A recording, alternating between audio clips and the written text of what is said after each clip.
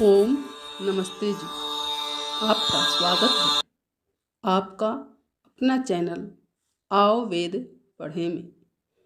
इस चैनल पर केवल आचार्य प्रदीप कुमार शास्त्री जी का ऑनलाइन व ऑफलाइन शास्त्रीय कक्षाओं के वैदिक व्याख्यान उपलब्ध होंगे।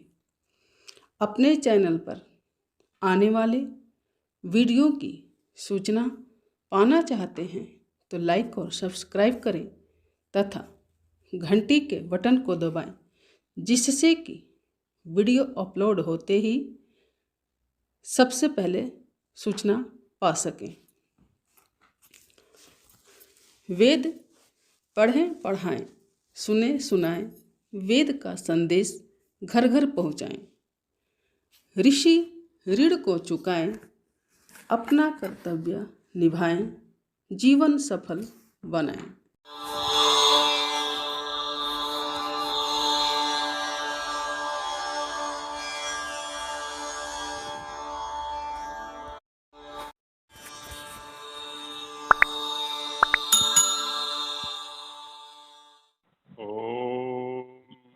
सहना सहनौ भुनक्तु सह वीर्यवावहै तेजस्विनावधि मा विद्विषावहै। ओम शांति शांति शांति। ऋग्वेदादि भाष्य भूमिका के अंतर्गत ऋग्वेदादि जो 4 वेद हैं, ऋग्वेद, यजुर्वेद, सामवेद, अथर्ववेद, इनमें किन किन विषयों का वर्णन है इसके ऊपर चर्चा चल रही है। अनेक विषयों पर विचार अब तक किया गया। अब एक और विषय को उठाते हैं जो तार विद्या के नाम से जाना जाता है। तार विद्या से तात्पर्य है,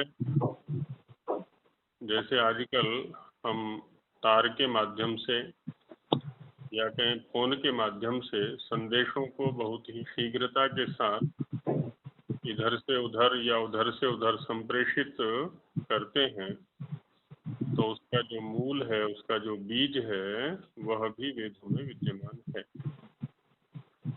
और ऐसा नहीं है कि यह विद्या जो स्वामी जी को सूझी वो उस समय की तार विद्या के आविष्कार को लेकर के स्वामी जी का ध्यान इस ओर गया।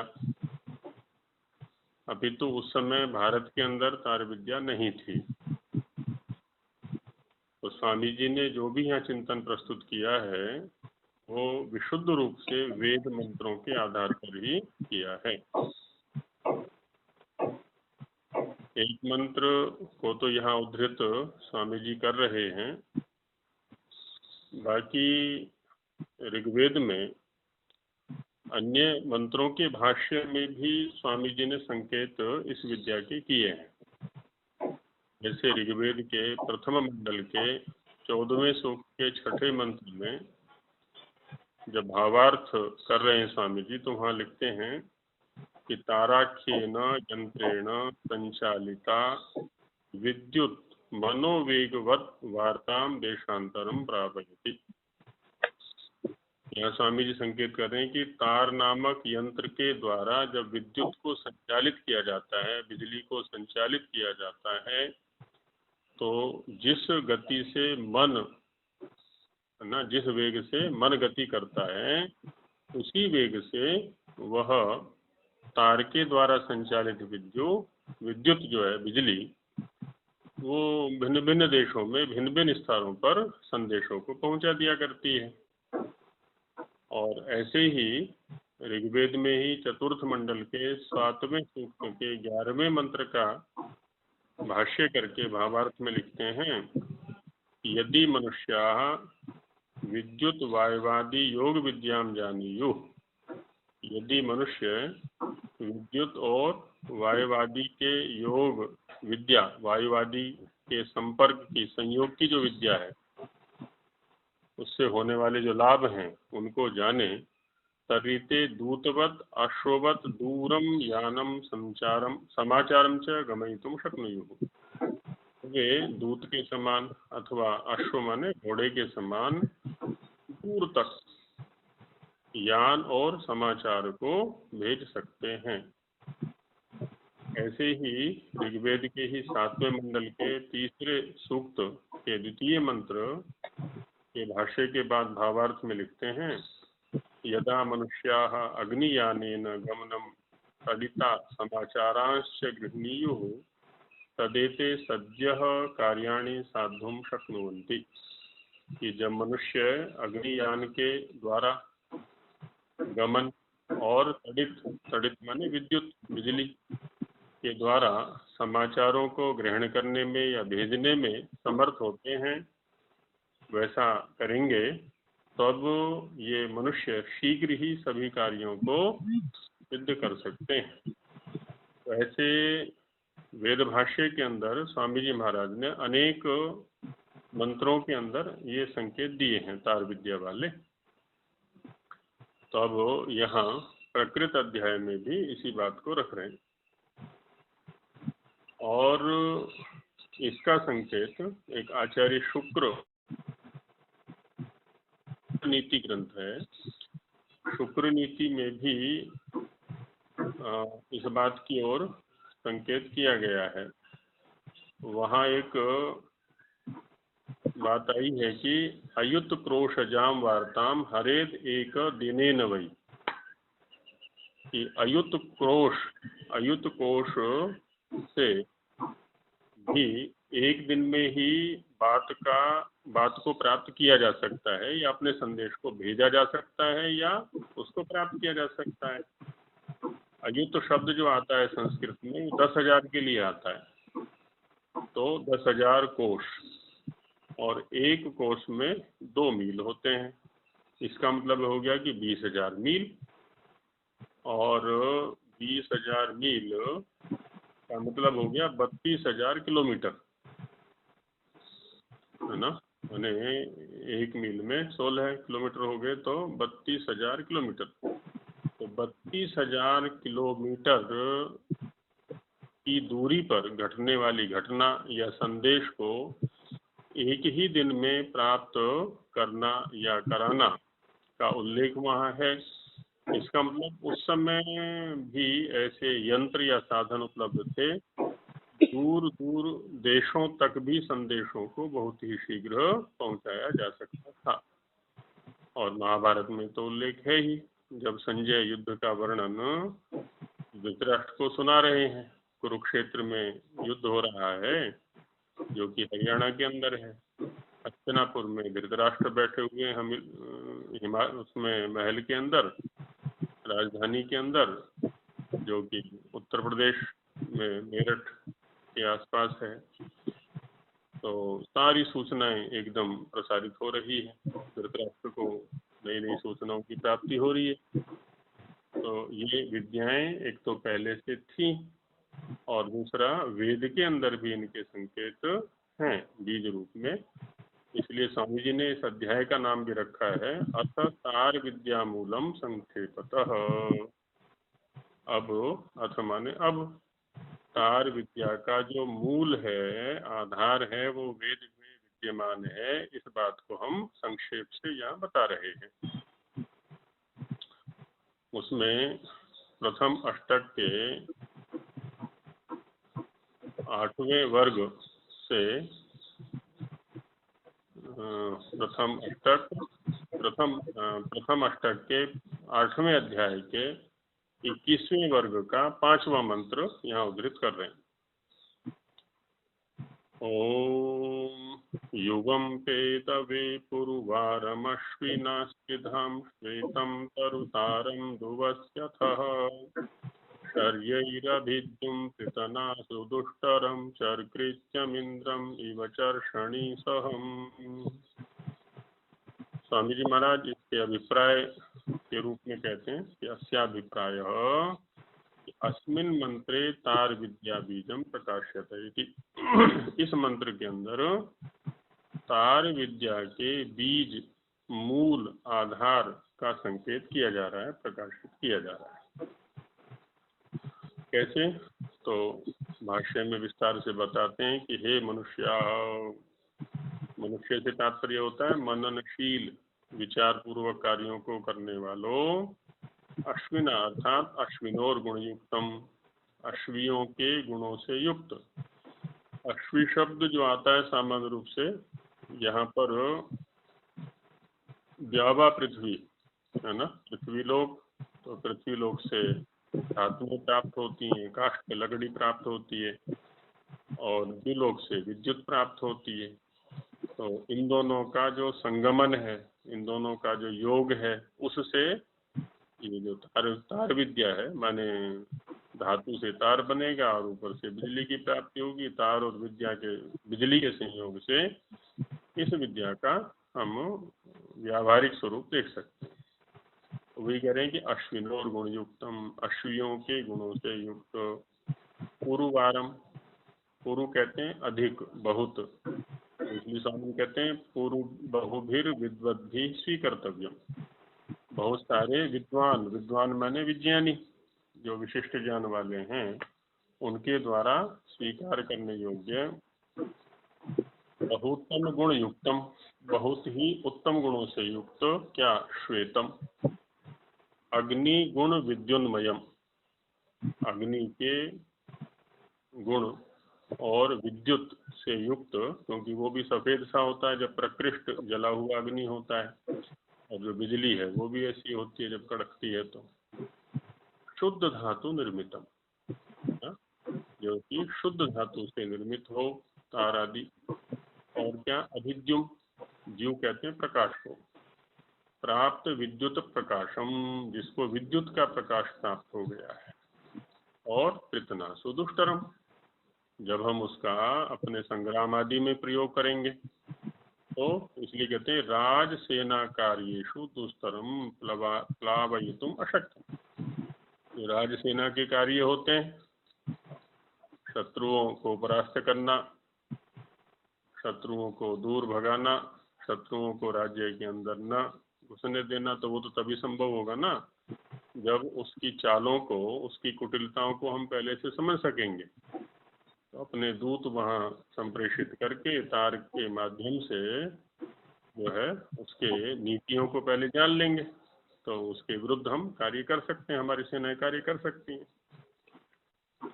तो इसलिए उसको दुस्तर कहा है, माने गुप्त रूप से प्रयोग करना। और चरकृत्यम वारम वारम सर्वक्रिया सुयोजनीयम, केवल वही नहीं, सेना के कार्यों में नहीं, अपितु जो दैनंदिन व्यवहार हैं हमारे, उनमें भी इसका प्रयोग करना है। और तरुतारम ताराख्यम यंत्रम यूयम कुरुतो, ऐसा जो तार नामक यंत्र है उसका निर्माण, उसका आविष्कार, प्रयोग तुम करो। कैसा है वो तार? कथम भूतेर गुणयुक्तम, किस प्रकार के गुणों से युक्त है? तो शर्यही पुनः पुनर्हनन प्रेरण गुणैर युक्तम, है ना, जिसमें बार बार गति की जाए, बार बार प्रेरणा की जाए, तो इन गुणों से युक्त है। इसलिए करें कस्मे प्रयोजनाय, तो कहते हैं पेदवे, पेदवे माने परमोत्तम व्यवहार सिद्धि प्रापणाय, जिससे कि हम उत्तम व्यवहार को प्राप्त कर सकें, उसके लिए। और पुनः कथम भूतम कहता है स्पर्धाम, स्पर्धाम का अर्थ करते हैं कि स्पर्धमानानाम शत्रुणाम पराजयाय, जो हमारे साथ स्पर्धा करने वाले शत्रु हैं, शत्रु माने हिंसक हैं, है ना, तो उनके पराजय के लिए। और स्वकीयानाम वीराणाम विजयाय च, अपने जो धार्मिक धर्म की उन्नति के लिए प्रयत्न करने वाले, सर्व समाज की उन्नति के लिए प्रयत्न करने वाले वीर जन हैं, उनके विजय के लिए, जो कि च परमोत्तम, बहुत ही श्रेष्ठ साधन है। ऐसे उस तार विद्या का प्रयोग करना है। पुनर्कथम भूतम, कैसा है वो? चर्षणी सा मनुष्य सेनायाम कार्य सहनशीलम, चर्षणी कहते हैं मनुष्य को, तो मनुष्यों की जो सेनाएं हैं, समुदाय हैं, उनके जो कार्य हैं, उन सबको सहन करने में जो समर्थ है। और आज हम देख ही रहे हैं, कंप्यूटर है, मोबाइल है, कितना बड़े तंत्र को ये संभाले हुए है। देखा जाए तो सारा का सारा जीवन शैली सारी मोबाइलमय हो गई है आज, कंप्यूटरमय हो गई है, विद्युतमय हो गई है, तारमय हो गई है। एक क्षण को भी मोबाइल से दूर नहीं रह सकते, ऐसी स्थिति। तो यहाँ वही संकेत है, पुनः कथम भूतम इंद्रमिव सूर्यवद दूरस्थमपि व्यवहार प्रकाशन समर्थम। जैसे सूर्य दूरस्थ द्रव्यों को भी प्रकाशित करता है, लोकांतरों को भी प्रकाशित और गतिशील करता है, ऐसे ही ये जो तार नामक यंत्र है ना, वो भी दूरस्थ व्यवहारों को भी करने कराने में समर्थ है, प्रकाशित करने में समर्थ, ऐसा है ये। इसलिए युवम कौन? युवाम अश्विनऊ, जिन अश्वियों के माध्यम से इस विद्या को हमें सफल बनाना है। तो दुवस्यथ पृथ्वी विद्युदाख्याश्विनौ, है ना। युवाम कौन है यहाँ पर? पृथ्वी और विद्युत। अश्वी शब्द इन्हीं के लिए आया, पृथ्वी के लिए और विद्युत के लिए। तो अश्विनौ सम्यक साधयित्वा दुवस्यथ, दुवस्त्य जो आता है ना, वो परिचर्या, सेवा करने अर्थ में आता है। यहाँ पर करें उसको अच्छी प्रकार से सेवित करके, उसको साधित करके, तत्ताराख्यम यंत्रम नित्यम सेवत्वम। तो हे मनुष्यों, तो उस तार नामक यंत्र का नित्य सेवन करो, जिससे कि सारे के सारे व्यवहार तुम्हारे सुविधा पूर्वक संपन्न हो सके, बिना कठिनाई के। इसी को भाषार्थ में कहते हैं युवम पेदवे। अभिप्राय में बताया कि इस मंत्र से तार विद्या का मूल जाना जाता है। पृथ्वी से उत्पन्न धातु तथा काष्ठादि के यंत्र और विद्युत अर्थात बिजली, इन दोनों के प्रयोग से तार विद्या सिद्ध होती है। तो पृथ्वी से हमें धातुएं प्राप्त होंगी, काष्ठादि प्राप्त होंगे, और भूलोक से या अंतरिक्ष से विद्युत प्राप्त होगी। इन दोनों का संगम करेंगे तो तार विद्या जो हमारे जीवन के लिए बड़ी उपयोगी है, वो सिद्ध होगी। क्योंकि द्यावा पृथिव्या वित्तीय के, ऐसा निरुक्त में आया हुआ है। निरुक्त के प्रमाण से इनका अश्वी नाम जान लेना चाहिए।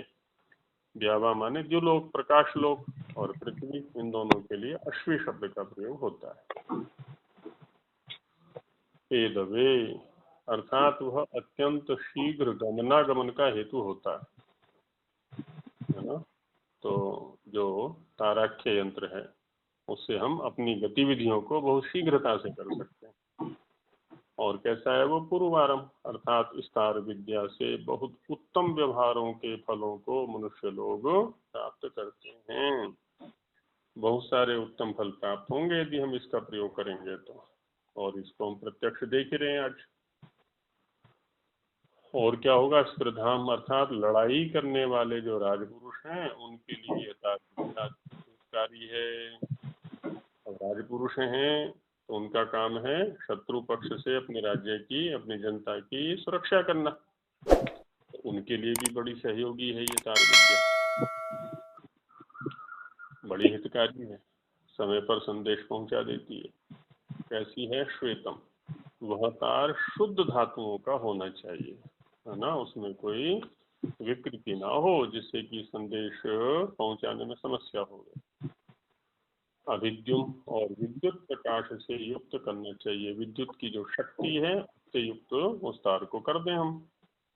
और वो कैसा है? कितना सुदुष्ट, सब सेनाओं के बीच में जिसका दुस्सह प्रयोग होता है, पता भी नहीं चलेगा शत्रु पक्ष को।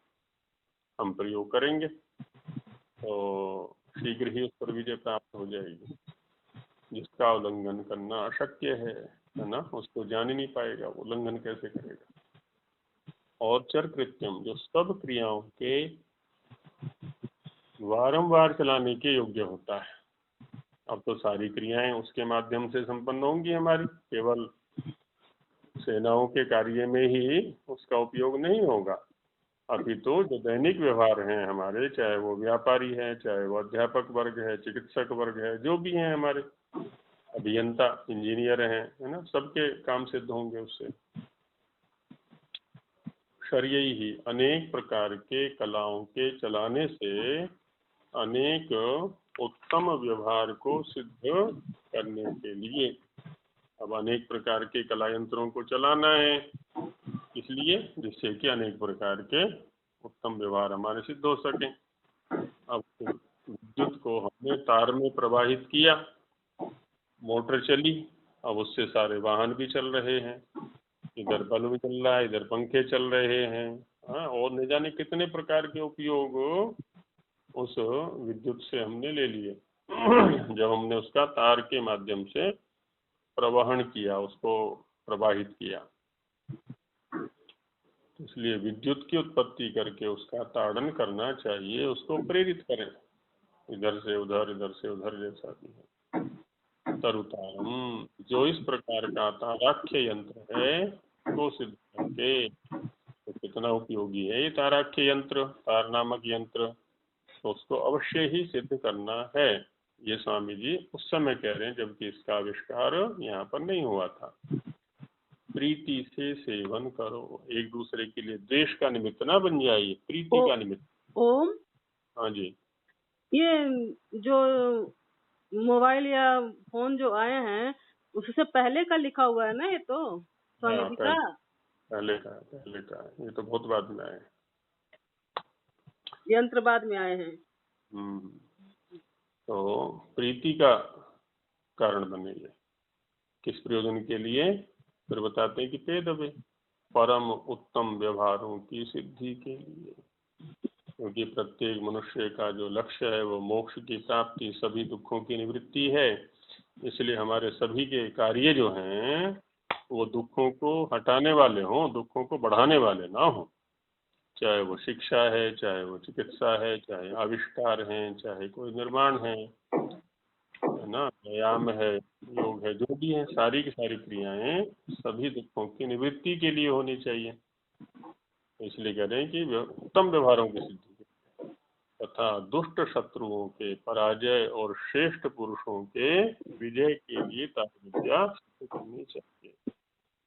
दुष्टों के विनाश को लक्ष्य में रखें और जो सज्जन पुरुष हैं उनके विजय को लक्ष्य में रखें, माने इसका सदुपयोग करना है ना, दुरुपयोग से बचाना है।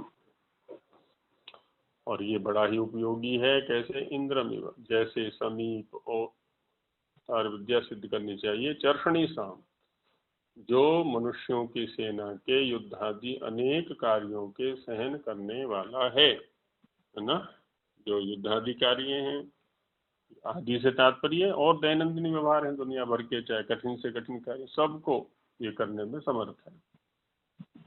और इंद्रमिव, जैसे समीप और दूरस्थ पदार्थों का प्रकाश सूर्य करता है, चाहे उसके समीप में कोई द्रव्य है या दूरस्थ लोकांतर है, सबको प्रकाशित करता है। वैसे तार यंत्र से भी दूर और समीप के सब व्यवहारों का प्रकाश होता है ना। समीप में भी कार्य होते हैं और दूर से कार्य होते हैं। अब यहाँ बैठे हैं, पृथ्वी के दूसरी ओर के भी कार्यों को हम देख सुन सकते हैं। इतना विकास इसके माध्यम से हो गया है। इसलिए युवम दुवश्यत, यह तार यंत्र पूर्वोक्त अश्वी के गुणों से ही सिद्ध होता है। पूर्वोक्त माने द्यावा पृथ्वी, बिजली और पृथ्वी। पृथ्वी से हमें तार प्राप्त हुआ धातुओं के माध्यम से, और इससे द्युलोक से या अंतरिक्ष से हमें विद्युत की प्राप्ति हुई, दोनों का संयोग किया, तो उसी को कह रहे हैं कि सिद्ध होता है। इसको बड़े प्रयत्न से सिद्ध करके सेवन करना चाहिए। सेवन करना चाहिए माने व्यवहार में लाना चाहिए। तो इस प्रकार से यहाँ स्वामी जी महाराज ने इस मंत्र के माध्यम से ये बता दिया कि तार विद्या, जो आज मोबाइल आदि या इलेक्ट्रॉनिक जगत कह सकते हैं, सारा का सारा जो विद्युत के प्रयोग से संचालित हो रहा है, चाहे वो एसी है, चाहे कूलर हैं, चाहे पंखे हैं, वाहन हैं इतने प्रकार के, और ऊपर उड़ने वाले हैं, जल के अंदर चलने वाले हैं, चाहे पृथ्वी पर चलने वाले हैं, और चिकित्सा जगत जगत के इतने सारे उपकरण निर्मित हो चुके हैं, है ना। जिस क्षेत्र में जाए, कृषि क्षेत्र में भी जो है जितने भी साधन है सब बिजली से चल रहे हैं वो। तो उसका संकेत यहाँ पर इस मंत्र के माध्यम से दिया। तो इति तार विद्या मूलम संक्षेपतः। अच्छा, इस प्रकार से यहाँ संक्षेप से तार विद्या के मूल पर चर्चा की गई। इसमें बल्ब का आविष्कार अगस्त संहिता में अगस्त ऋषि ने किया, ऐसा संकेत है। हाँ, तो उसको संग्रहित करके किसी माध्यम से, है ना, उसको वहाँ उपयोग किया। अब उसका देखना पड़ेगा। तो आज का विषय यहीं पूर्ण करते हैं। ओम सहना सहनौ भुनक्तु सह वीर्यं करवावहै तेजस्विनावधीतमस्तु मा विद्विषावहै। ओम शांति शांति शांति। सभी को नमस्ते जी।